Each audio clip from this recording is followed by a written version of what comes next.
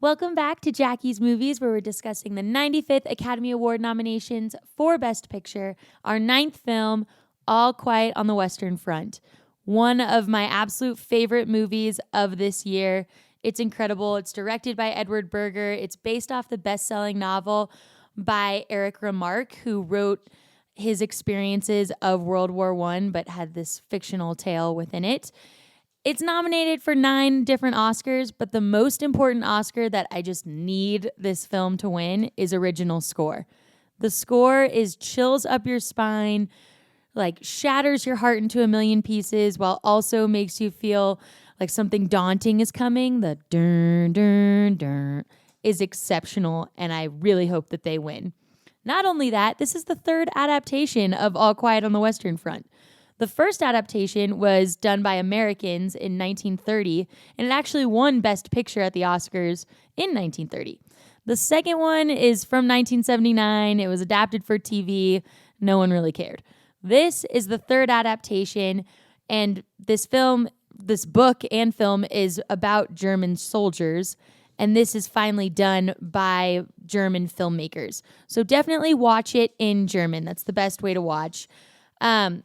But the coolest part about the film is that it really pulls the curtain on the production of World War I, where we see, there's no dialogue needed, but the women stitching up the old uniforms of fallen soldiers and washing all the blood off of them, and just all the things that you don't really think about that goes into a war, we see with no dialogue needed, and it's a really beautiful portrayal of what the time was like.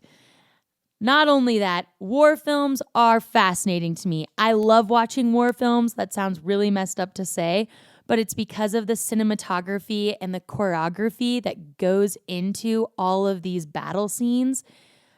It's just astonishing. This film had over 800 extras, all with their own personalized uniforms, makeup done, prosthetics if they needed to.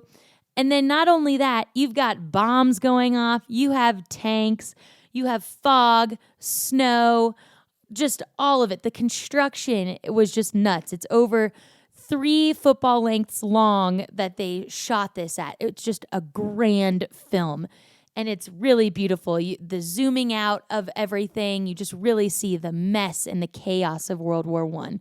And World War I is fascinating because it's the war that had both horses and tanks and machine guns.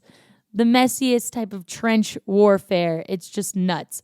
I'm really excited to hear what y'all thought about this film.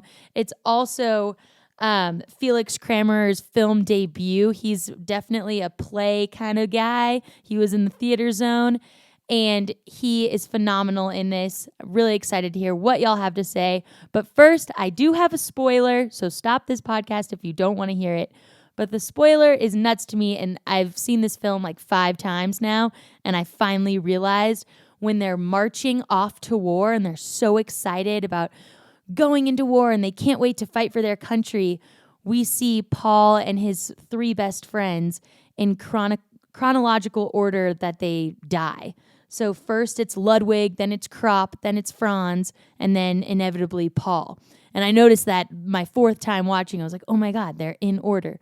I love Easter eggs like that. Let me know what you thought about this film. It's wonderful.